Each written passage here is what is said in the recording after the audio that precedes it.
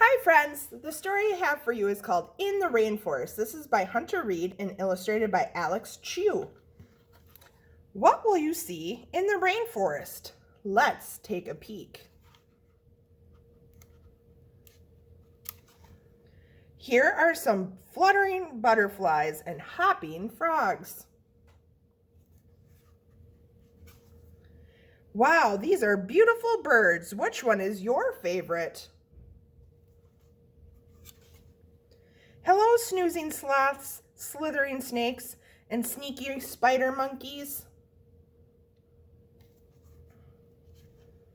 There are some creatures hiding in these flowers. Can you spot a gecko, a ladybug, and a tarantula?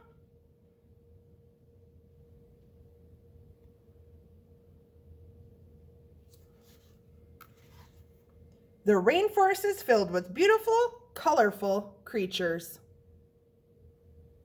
The end.